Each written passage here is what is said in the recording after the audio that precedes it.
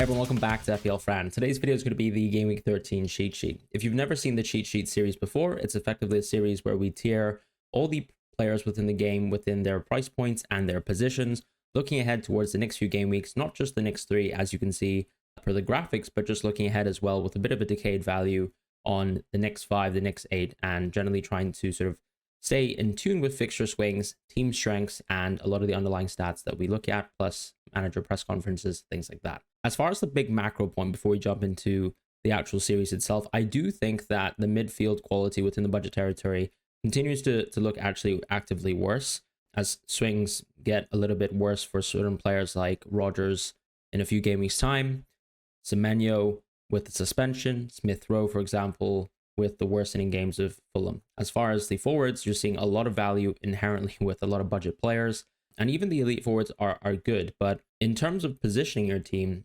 I still think a lot of the value in the midfield is found within the more expensive players within the game, and that's created a bit of a template shift because also Haaland has not really delivered, and the fixtures right now around Haaland aren't perfect, although 14 is nice. If you're actually interested in looking at some of the underlying stats, some of the detail as well, some of the other also solver tools or even AI suggestions, things like that, that sort of underpin some of the series, have a look at Fantasy Football Hub. They actually have a great deal, which is, I believe, a month off right now with their Fantasy Green offer. You can have a look at the link in bio to actually have a look at some of the free tools that you can use over a month, and you can cancel at any time you want. Jumping into the midfield series right now, we have Ahmad, who immediately gets introduced to the list. What interests me the most is what I like about Amarim's structure is arguably more attackers can be fit into the team at any one time. And I do think that Amad Diallo is actually fit for purpose for 2 roles within the team. I might be wrong completely, and I think I've already misread the team admittedly already once. I predicted that Ahmad would probably play within the right attacking mid position within the first game. It actually turned out that he played right wing back. What I didn't expect was Diallo playing left wing back, and I do think that reading Amarim's comments after the game, he was actually, first of all, very impressed with the performance of Amad Diallo, so that's already good. And he was actually less impressed, of course, with the performance of someone like Diallo. So not that that really means anything, but my long-term expectations is that someone like Garnacho could arguably play left wing back in the future if he learns how to defend. It's probably the case that he doesn't know how to defend right now within a wing back role, and that's stopping him. I would also mention that Amarim made a very specific comment saying that Amad Diallo found it easy to defend versus Ipswich because he was sort of man-marking someone like Leif Davis within the system. And when he actually has to defend wingers, that's going to be where I think the difficulty comes when a winger is being converted to a wing-back position, is trying to understand what their role is off the ball. Other than that, though, I think Amad is just extremely exciting as a pick. We do know that United have some tough fixtures, so I would still see this as a period where you can see how his minutes develop over the Arsenal and City games between game weeks 14 and 16, and Amad Diallo could actually be an absolute template shifter by game week 17. We still have a little bit of uncertainty now, and my main concern with Amarim is that they're still involved in 2 leagues. There's a lot of players that he still needs to get acquainted with, and there's a lot of rotation that can definitely happen over this period. So I'm still not 100% certain that I would throw him immediately into the green tier. As far as someone like Rodgers, for example, he drops because you're, once again, one good fixture down. We know Aston Villa's fixtures are pretty poor after game week 15. Chelsea away in the immediate term isn't great. And as I said, there's going to be some rotation heavily in December when Aston Villa are involved in the Champions League, and that's going to impact him. With Jorginho, we're starting to see a reduction in terms of his minutes, but the fixture in the immediate term is really good. I still think he's going to continue to start for the foreseeable until someone like Minte challenges his minutes and he finds it hard to sort of play within the squad as a starter. For now, he's going to have reduced minutes, and he's a good hold over the next 3 fixtures, I would say, and maybe you can reconsider whether he actually belongs in your team in a few weeks' time. As far as Smith Rowe, after coming out of a Wolves at home fixture, we know Fulham's fixture run is generally getting worse, so he drops. It's a little bit of a weird thing here where I think if some people did move into Smith Rowe, that's fine, because you're only really going to be owning 1 or 2 of these sort of players in these price points at any one point in time, and you're still going to be able to rotate these players because that's really the purpose of these players. Players within these price points within the midfield, I think this season specifically, are not necessarily playable every single week. They're more so rotation pieces or players that you actually get on a specific fixture run period where it's actually very clean. And this happened to be the case for someone like Semenyo, but unfortunately with the suspension, he's sort of thrown himself out of that contention. Iwobi's also been added. His minutes over the course of the season have been really good. Smith Rowe we saw also was subbed off very early, so that's part of the sort of shift within the cheat sheet too in terms of reflection of minutes. Iwobi is clearly what I would call a floor setter, I would say, in terms of FPL.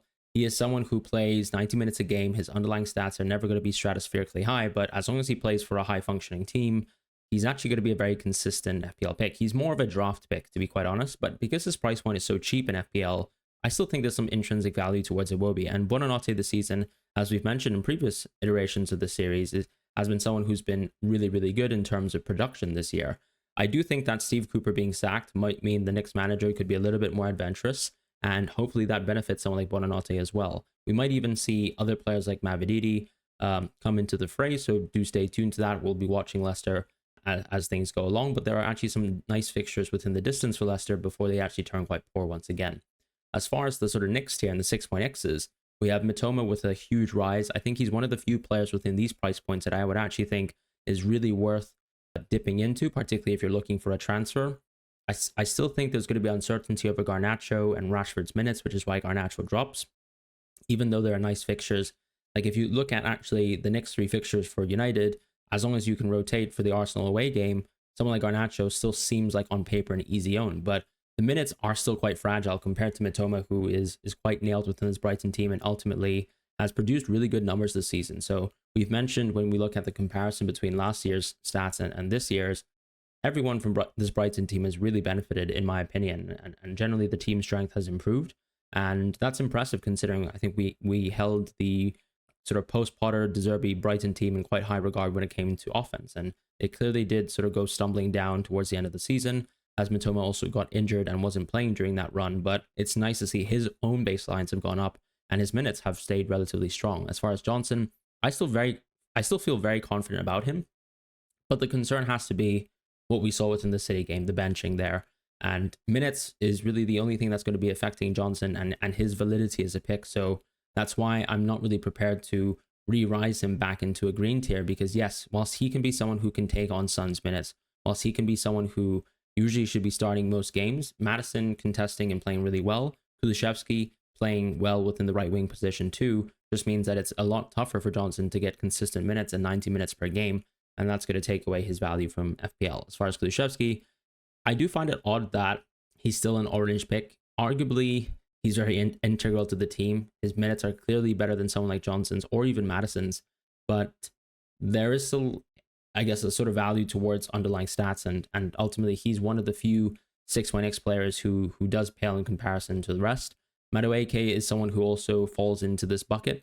His minutes have actually not been very good, but the actual fixture run for Chelsea is very, very strong, and I've just added him as a differential. As far as someone like Rashford, he did play up top within the previous match, but I can still see his minutes being poor over this run. I don't really see him as someone who can play behind the striker either, and I don't really see him as a left wing back, if I'm being completely honest. So I think his minutes are probably the most fragile. He had the most amount of time with Amorim within the international break, and he was still subbed off at 62 minutes in the match versus Ipswich.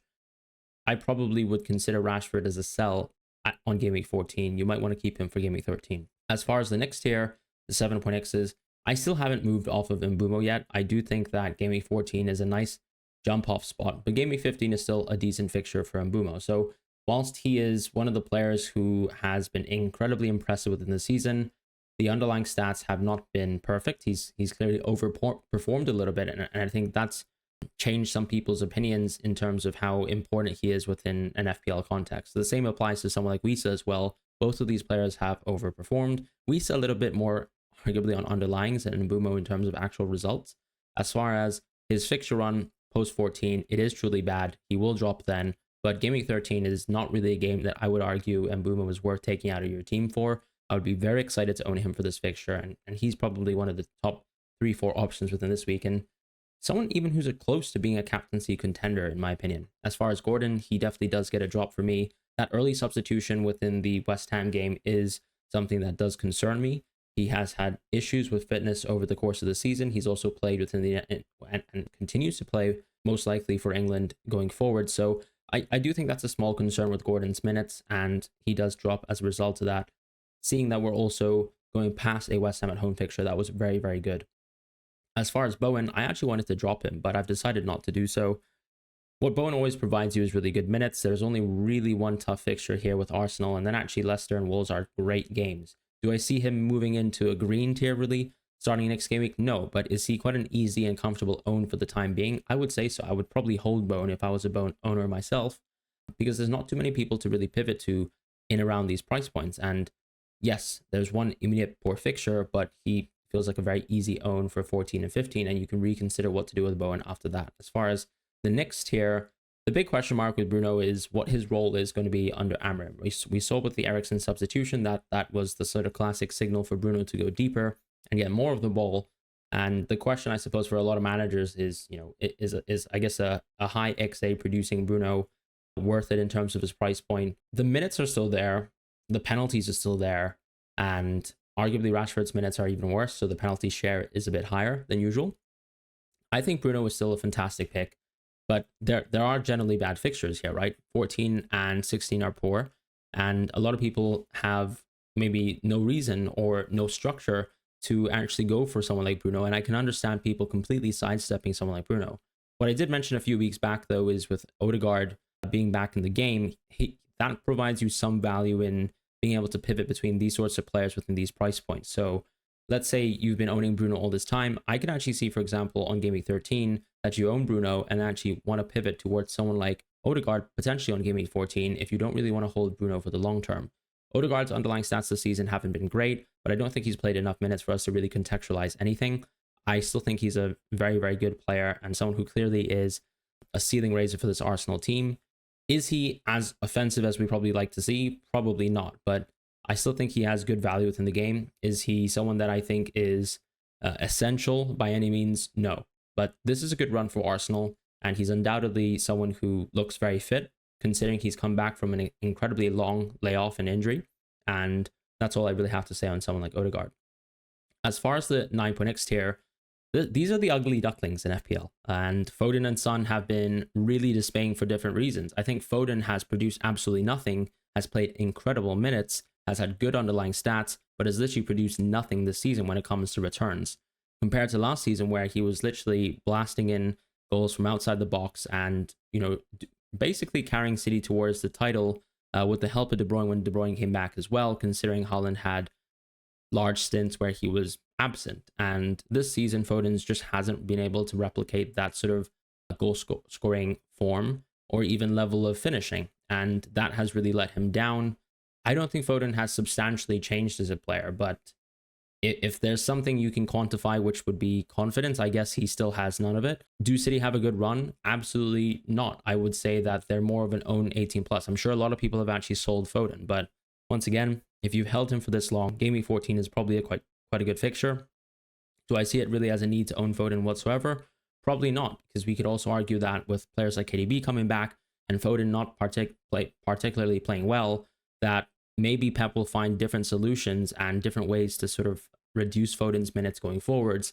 And that's just not a good thing overall for Foden, who has already been very, very disappointing for FPL managers.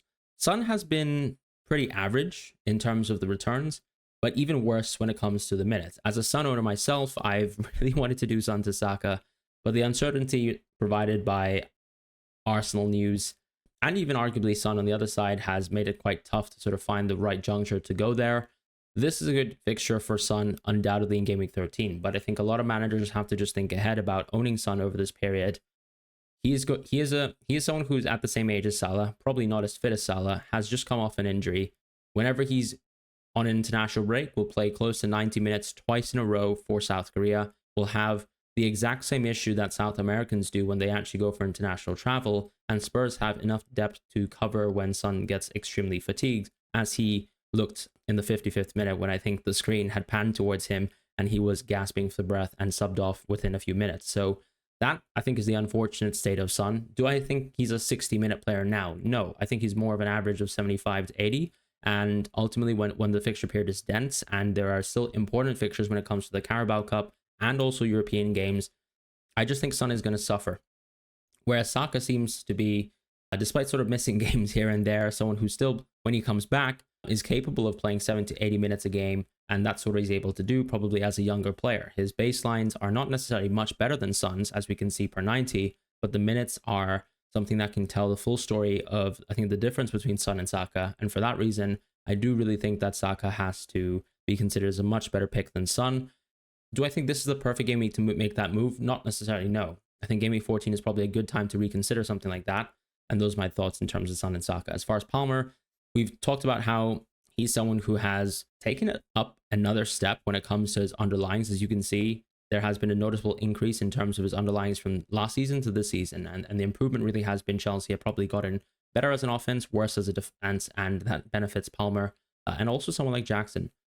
Palmer, I still think, is a brilliant pick. Yes, he blanked last game week, but there's just a great run here. You could have arguably said that a lot of non-Palmer owners dodged a bullet, and I think that's probably the case. He's probably one of the most highest owned players within the game, and he could even be a captaincy pick for a lot of the next few game weeks when a lot of people will be, I think, continuing to persist with, let's say, Salah captaincies, because Salah has been basically the beacon of consistency alongside Saka. So I think this is the time where within these sort of bracket of players, you can consider, once again, trying to maximize on captaincy over the next few weeks. And a game like the game week 13, that's where I see a Palmer captaincy being quite interesting, right? When Saka has an away fixture and Salah ultimately has Man City at home, although Man City, we know, have not been looking very good recently, and they've had a lot of issues, like Stones once again struggling coming out of that Tottenham game in the first half, Diaz being back in training but clearly not fully fit, Walker just looking completely washed, Gundo playing the 6, etc., etc. So I think there's a narrative point to, let's say, the Salah captaincy this game week.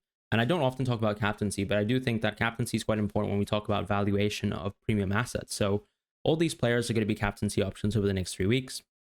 And considering that Haaland outside of game week 14 is quite inferior, I would say, compared to most of these players over the next few game weeks, they really are, I think, the staple core of a nice FPL structure. As far as the forward position, moving on to that, not too much has changed in the land of the forwards. João Pedro is clearly, I would say, the most busted pick in the game, as long as he's fit and available. I've always felt that this was the case. I started the season with him, and I'm still confident about João Pedro as a player. What I like about João Pedro really is, ultimately, he's a very creative player. He's on penalties. He probably, arguably, has good finishing. It's hard to say because we've had a limited viewing of João Pedro. He's been quite injury prone, but you can clearly see that he is, once again, another floor raiser for a team like Brighton. And the manager already recognized that, I think, very early within the season. He's always been talking about how João Pedro is the best player on the team. And I think his comeback in the last 2 game weeks has only sort of put proof into that pudding. That assist to Matoma as well was absolutely brilliant, I have to say. But he's a very simple pick. And in a way, he makes the game a little bit easier for a lot of managers, because if you own 3 forwards or want to reduce money at any point in time in this game, all you have to do on game week 13 is go to João Pedro, and you have unlimited funds really to really make the moves that you want in different positions in FPL. And that's just how strong he is as a pick. It's not exactly a great thing. I do think he was mispriced, but that's João Pedro for you. As far as Strand Larsen, he's still a very, very strong pick. And yes, the underlying stats aren't great, but these are good fixtures, and you're probably only going to get good value from Strand Larsen, considering his minutes have been very, very robust. And Wolves actually have a really, really good run of games. Delap, I made a conscious choice to sort of raise him within the previous week, and I feel like the decision making made sense, because ultimately Ipswich seemingly look like a team that have been able to compete very much so versus some of the toughest teams within the league. And Delap, even though the underlying stats aren't great, has shown that he's been a very high quality finisher this season. I don't know if he's able to sort of keep this hot run. Neither João Pedro, for that matter. But the most important thing I would say is that he's also starting to build a little bit more XG. For example, that Man United match was a little bit of an uptick in that, considering it was also a home match. That's quite nice. The minutes are still poor, but I still think he's the penalty taker of the team. So there's always could be some value towards Delap as a player compared to, let's say, someone like Strand Larsen, who is really only on the cheat sheet for now because of fixture-related reasons. As far as Vardy and Raul, these players I still have dropped into this tier recently and also in this game week when it comes to Vardy and Raul, simply because the fixture run for Fulham, as I said, just mirroring the midfielders, is getting much worse. I think that Muniz is getting quite a fair few minutes compared to, let's say, when Raul was getting consistent 89s and 90s. As far as Vardy, we know that Patson Daka is back in the team. I don't really know what the new manager is going to do with Vardy, but it's more than likely he's going to play good minutes, but it's hard to say he's an extremely sort of effective and valuable pick right now, because I still think that the Leicester team is very, very poor. As far as the 6.x tier, I'm very happy with players like Evan Nilsson, Welbeck, Wisa, Cunha. I still think they're very strong for this game week. All of them have great fixtures. And that's really the reality, right? If you own these sorts of players, I can understand managers wanting to move as soon as possible into João Pedro, and that's fine. You can even do this on this game week. It's a luxury transfer. I'm even considering myself as someone who's owning Wood, but do you need to do so? I don't think so necessarily. Maybe it would be a good move if you were an Evan Nilsson owner, because I think there's a bigger swing when it comes to sort of home and away fixtures. Otherwise, everyone has great games here. However, you still want to consider, I would say, within the next few game weeks, when you want to go for João Pedro, and if João Pedro actually gives you some really good value when it comes to transfers in other positions. Evan Nilsson will probably drop in the future, but the run is so sweet for him. I think he's also a very nice differential own, considering his ownership is very low. Welbeck is someone who is an odd one, right? Where you can probably see Welbeck and João Pedro both operating well, but there's going to be some games where one player really gets the goals and the assists like João Pedro has over the last 2 weeks, and some games I think it can swing Welbeck's favor, and I think people don't need to completely close their eyes to Welbeck being some sort of defunct pick just because of that. Welbeck is someone who's still ultimately playing center forward for a very high functioning team, and he's going to be a good pick. With Wisa, he's definitely someone that I think will, just like Mbumo, drop as soon as we hit game week 14, and potentially could even drop towards that sort of orange tier because the fixture run is just generally poor for a long time for Brentford. And yes, I've mentioned his underlying stats have been really good this season. The overperformance is clearly there. And we've seen Wisa for a couple seasons, and he's slowly sort of improved his underlyings. But I still think when it comes to the whole point of tough fixture runs, this is where someone like Wisa is probably going to hit a bit of a roadblock. And that just happens to most players in general. As far as Solanke, I've actually given him a rise. I'm very confident Solanke is one of the best picks in the game, alongside Jackson and Isak. And that really comes down to the fact that all these players have really good minutes. They all play for really, really good offenses. Maybe questionable on Isak when it comes to Newcastle with the most recent performance, but actually he had plenty of chances versus West Ham. So I think the point is still proven there. Isak's actually had a little bit of a down season when it comes to underlyings this season compared to last. And I think part of that is because Newcastle have not played really well for the most part of the season, even though we've seen a return to good performances up until today as I record this video. Solanke has been a bit of a yo-yo, but I think if you see him as someone that you can play through most games, like someone like Jackson or like someone like Isak, you're probably going to benefit from that sort of yo-yo effect of the Spurs, regardless of what the narrative is. And I still think he's a very strong pick. When you look at the underlying stats, there's not too many players that compare here who actually play 90 minutes per game. And that's the true value of Solanke. And not to mention that with more reduced Sun minutes, that could even give slightly larger pen share compared to, let's say, someone like Jackson, and even compared to someone like Isak, who probably is now dealing with Callum Wilson. Isak has missed 3 penalties in a row, I believe, in international football, or professional football rather. Maybe it's the case that he loses penalties. I don't think that's necessarily the case, but all these sort of minor things have impacts in terms of how we value players going forwards in the long term. So I do think that's significant, but I think all of these players are very, very good owns and very easy owns as well. As far as Darwin, he drops because I think the minutes expectations will continue to reduce.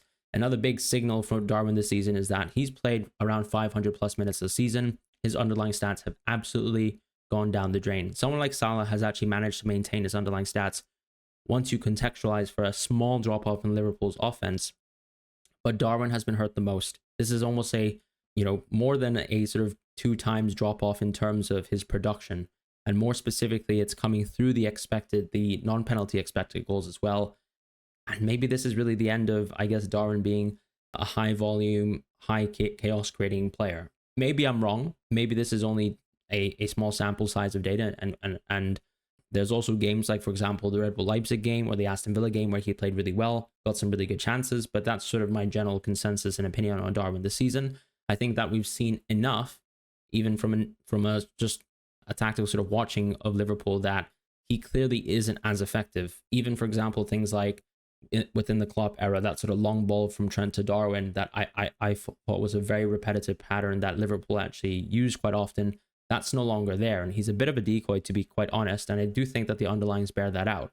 Once again, we don't need to be necessarily victim to small sample sizes, but those are my early thoughts on Darwin, as Jota seems to be close to coming back. And Liverpool's run ultimately over the next 3 games aren't particularly good, so I can understand a lot of people wanting to sort of keep Salah, but someone like Darwin is a very easy sell. As far as Havertz, I was quite surprised at the benching in game week 12. I think Arsenal also played really, really well. And Jesus contesting him for more minutes is something that's just not ideal. We also know that with Saka and Odegaard in the team, I guess there's even less pen share for him. in occasional circumstances. So all these are slight net negatives towards someone like Havertz, who also has, you know, much more inferior underlying stats compared to some of the other players within the team. You can make the argument that Arsenal are definitely going to improve as an attacking unit with Odegaard back, and Havertz could actually benefit from that. But if the minutes are also stunted, that's ultimately just going to hurt Havertz, where I think we are living in a world where a lot of these other players are very, very good picks. And Watkins and Haaland, Watkins still has good fixtures in the distance. Haaland still has game week 14 for Nottingham Forest. I might change and revise my thoughts on Haaland. He might even be an orange after game week 14. But we also know that there are swings and roundabouts in this game. I think there's enough that's been said when it comes to the underlying stats, the chances he's had. You can say he's been, clinical at the start of the season. You can talk about the importance of Rodri. All I'll say is that he actually started extremely hot at the season without Rodri playing a single game, and he went absolutely nuclear. And for the most part, with small changes in terms of the defensive injuries, I would say Haaland has had plenty of chances to be able to perform just as he did at the start of the season.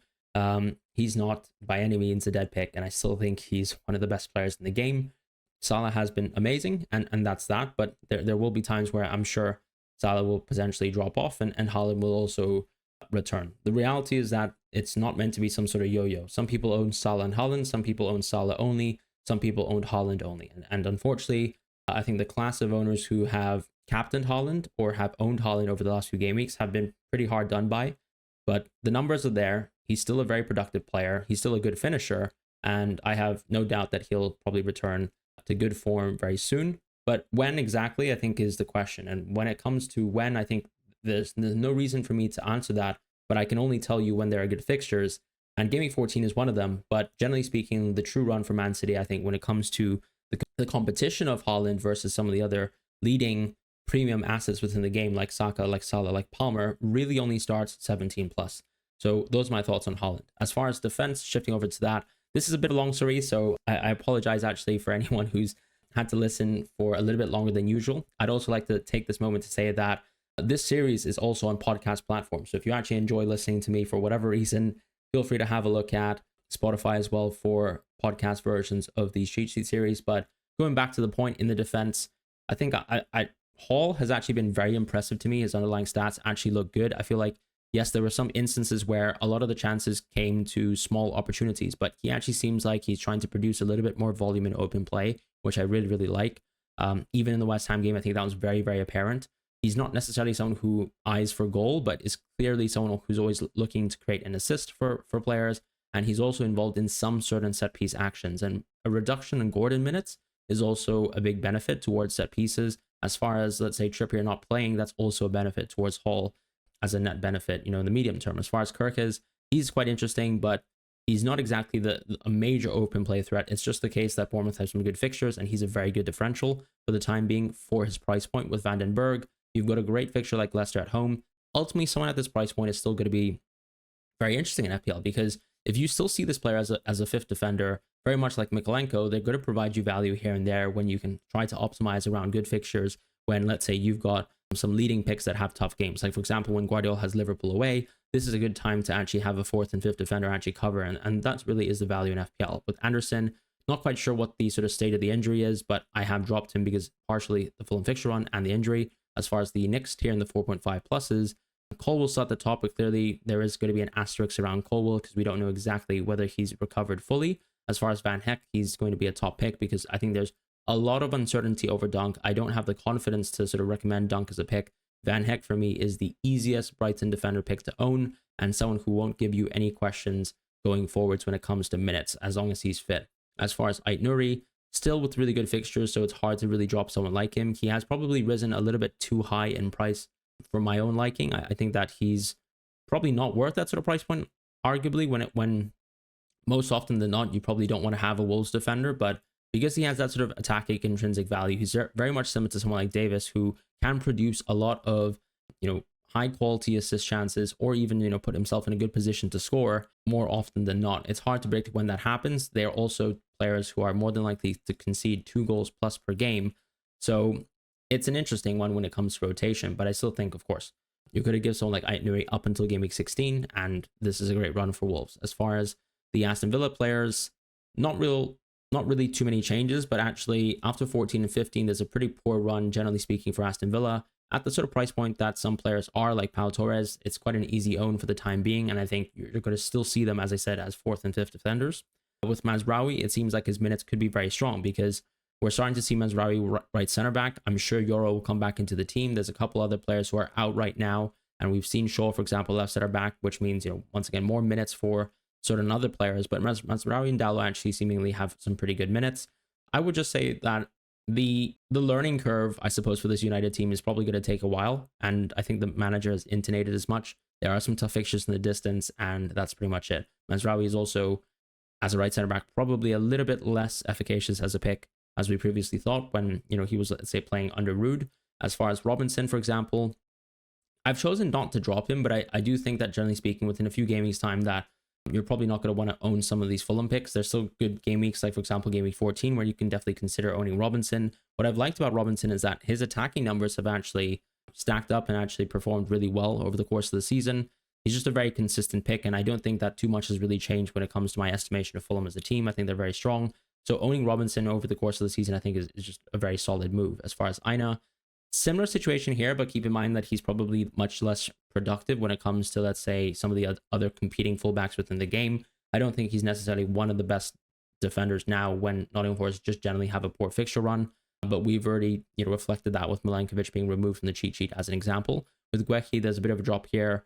Also because I think ultimately the Crystal Palace sort of defensive baselines have not been good at all this season. So that's a marked change in terms of Crystal Palace and their performance as a defensive team. And that's just being reflected here, despite Guehi getting really, really good minutes. As far as Davis, Lewis, and Udogie, I think my issue with Udogie is still the attacking positions he's taking. I don't really see him overlapping as much as he used to. Maybe that's just a little bit of my eye test going bust, but I think there's a little bit of that there. As far as Lewis, look, Man City have become very, very quickly one of the worst defenses within the league. Whether they're going to maintain this sort of worst defense in the league type form within the last 3 games, I don't think that's necessarily the case. I think they're clearly going to revert to the mean. They're also going to play versus much more inferior opponents. So Nottingham Forest at home is a good game. And Lewis, actually, to the benefit of him, has played really, really good minutes. If Pep can ever fix this situation or actually have some of his defenders coming back into the team, I think that's going to be a huge pro for Lewis going forwards. Left wing is also a nice little tool that I guess Pep has that also allows for Rico Lewis to get more minutes. So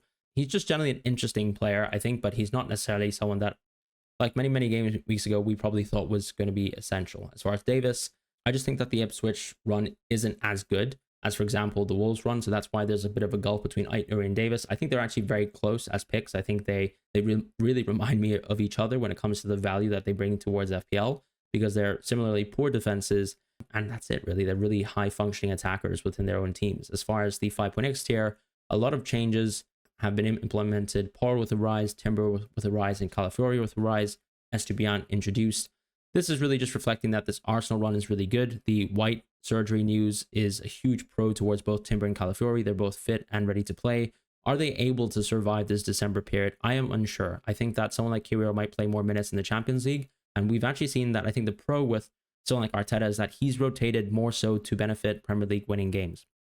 As far as someone like Unai Emery, he's clearly done the opposite, which is why I've actually removed someone like Luca Dean from the cheat sheet, because, you can't really deal with that sort of level of trolling really from a manager. I think it was always possible, but I probably, unfortunately, misread the minutes so far with Dean and thought that Unai Emery would try and sort of prioritize some of the Premier League games in my mind, but arguably Luca Dean also played a lot of international minutes, which is why maybe Maatsen also got the start in the previous match. But I do think that there's probably some issues with that team too when it comes to, let's say Pau being out, Onana being injured, Kamara being injured, things like that. As far as Porro and why he's risen, I still think that the value he provides in the game is nuts. I think his shot volume is really, really good.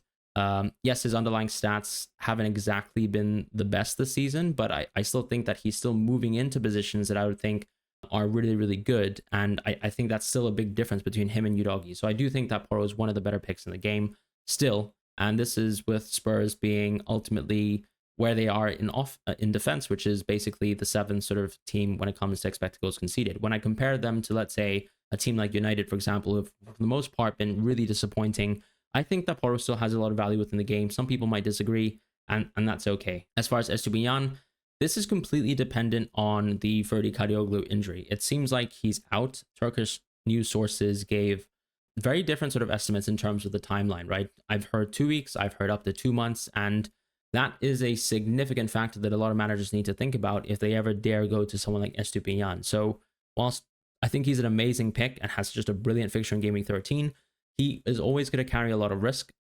And I think this season too, you'll notice that his role within the team is not as attacking as it has been in the past. So that's just something that I think people need to reflect on when they're actually looking at someone like Estupinian.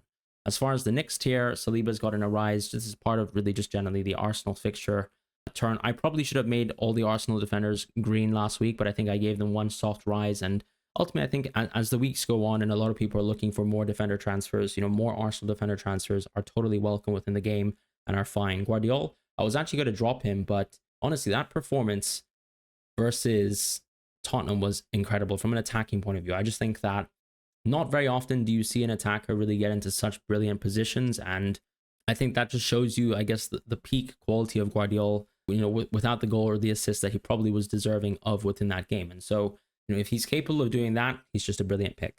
As far as Van Dijk, he is someone who you own purely because you probably have more confidence in his minutes, but I still think that given the Liverpool fixture run, he's not exactly one of the best players. He's a very easy hold, I would say, and a very luxury transfer out. So that's where I sit on Van Dijk. As far as Trent, it seems like the last press conference we got from Slot was that he wasn't even training before, they were preparing for the Southampton game. So we'll have to see how he gets on. There are very important Champions League fixtures like Real Madrid. I'll see whether he's available to play and whether we get any updates from Slot.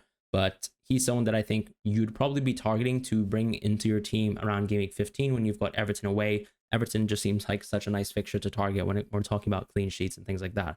As far as goalkeepers, what I would say right now is that the only change has been to actually drop someone like Henderson, because once again, the baselines for Crystal Palace have not been particularly good. I think the big difference between a team like, let's say, Crystal Palace and Brentford is that when Crystal Palace are very poor, they still don't actually rack up that many saves. When Brentford are very poor, they still rack up a lot of saves. So there's sort of that's, I guess, value and clawback there. But sells, I think I've also dropped because the fixture run isn't particularly good for Nottingham Forest. And I still think that that's going to be a theme that we continue to see. And there's going to be much more of a separation, in my opinion, between, let's say, teams like Liverpool and Arsenal that I still hold in regard as the sort of top two best defenses in the league versus Nottingham Forest that have started the season very, very good. As far as Martinez, similar thoughts on Aston Villa because they have started to slip when it comes to some of the defensive numbers. Part of this, I think, is clearly because of the injuries that they have in the defensive mid position and also really in the center back positions as well. So maybe that's actually a bit of a short-term swing. Maybe I'm overreacting too much. Vicario also has an injury. Allison is probably coming back into the game, but you probably don't want to bring him in, as I said, up until Game Week 15. So those are my thoughts in terms of FPL. Thank you guys so much for watching. Take care. Goodbye. And I'll see you guys soon.